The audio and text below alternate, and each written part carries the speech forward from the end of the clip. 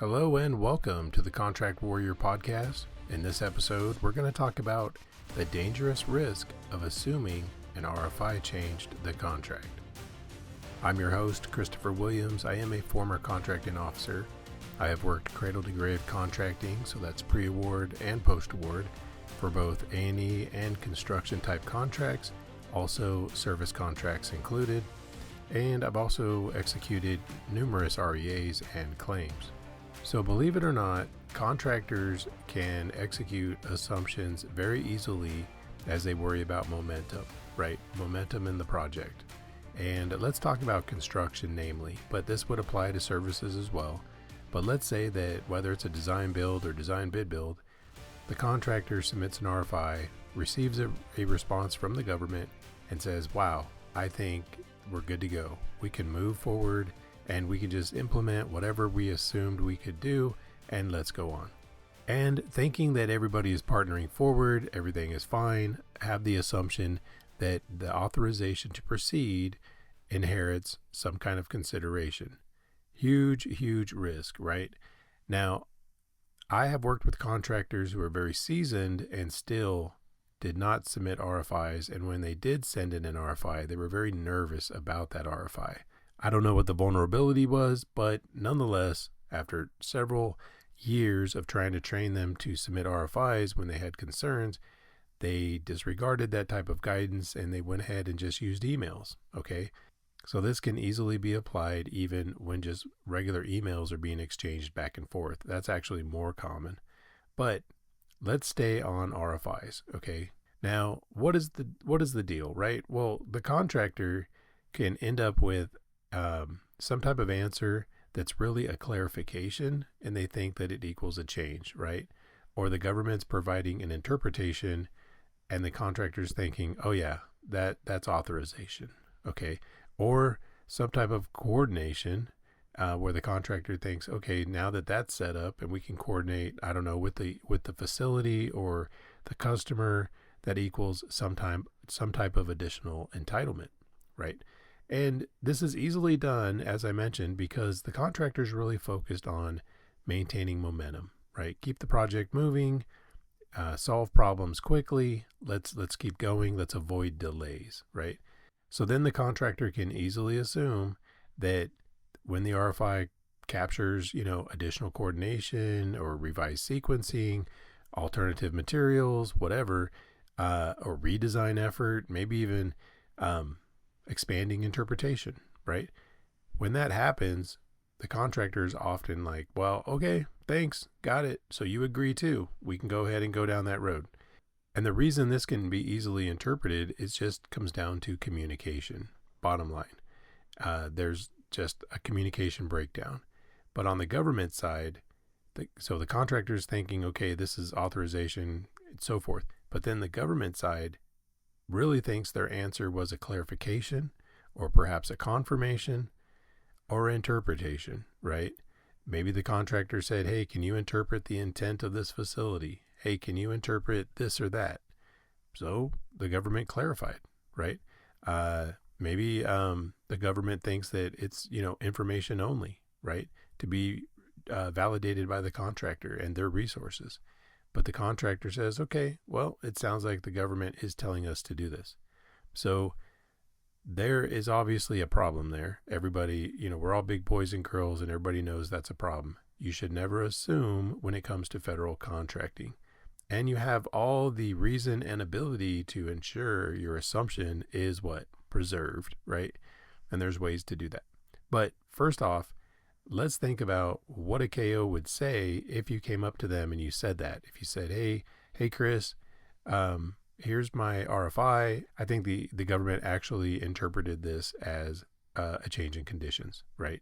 If you brought that to me when I was a contracting officer, I would look at a few things when I looked at your argument. And this might be just with a sit-down partnering meeting or an official REA that you send in, whatever.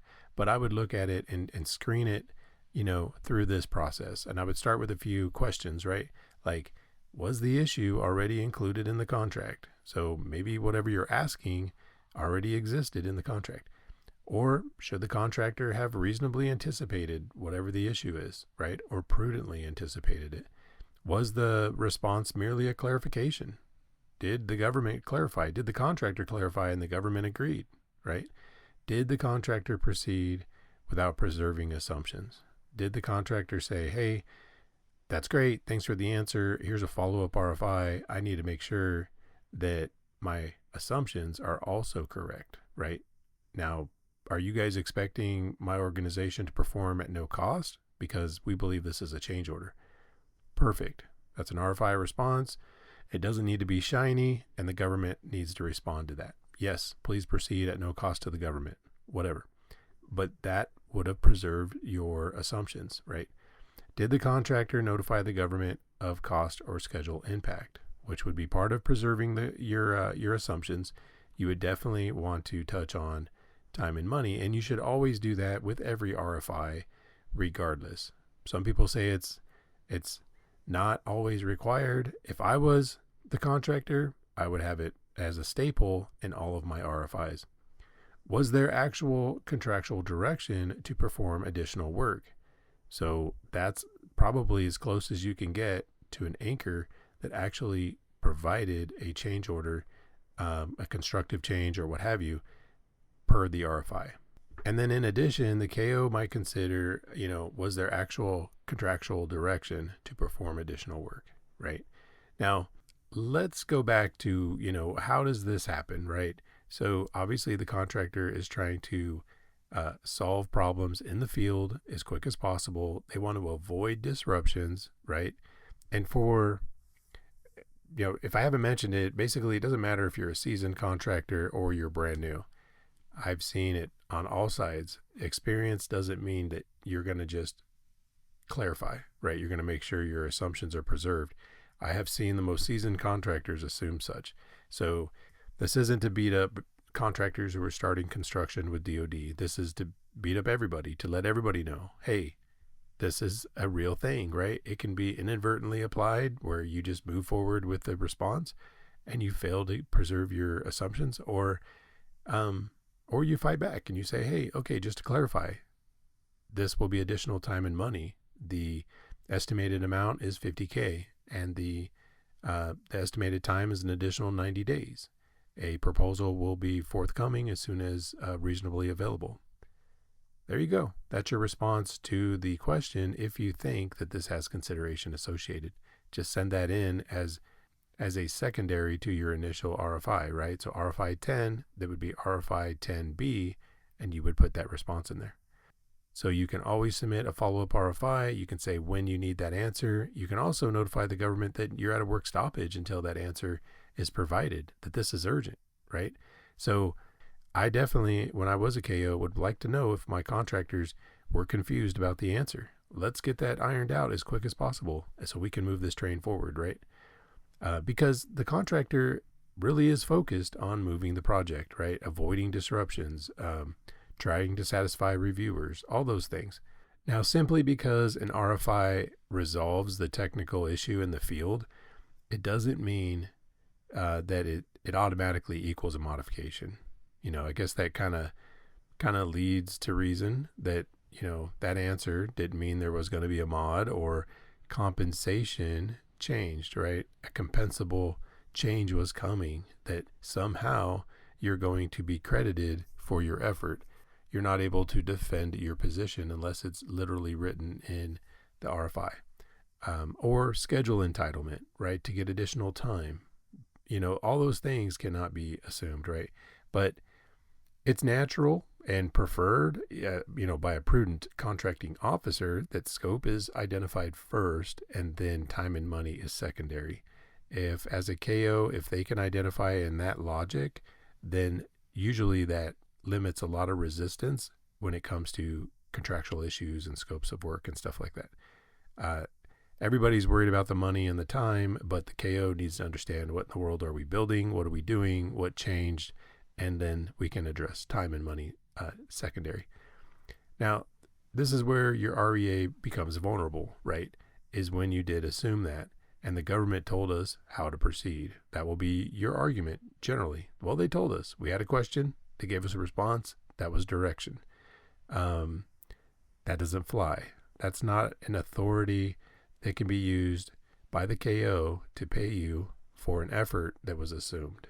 So I can't do anything with that as a contracting officer. I need more meat on the bone, as they say. So if you fail to preserve your assumptions by documenting, your reasoning, perhaps you have the technical resolution, but now it's like, well, let's identify allowability. So this is allowable, but now allocable, it would be anchored onto something that already exists or does not exist in the contract.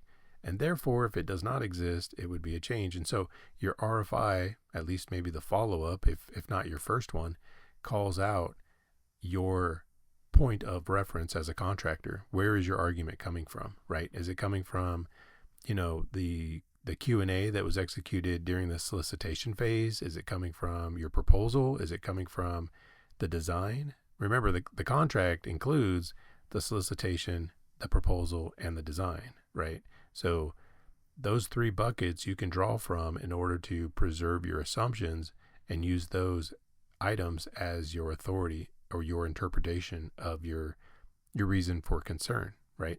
You certainly can't wait until costs are incurred and then suddenly come back and say, thanks, that answer that the government gave us 6 months ago, well, you guys owe us another $70,000 because it actually cost too much money.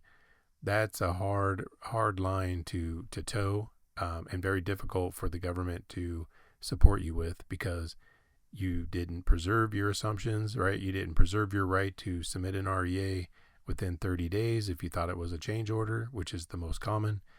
So if you don't do these things, when you come to the KO and you have basically your hand out and you're asking for an REA, it's going to be challenging.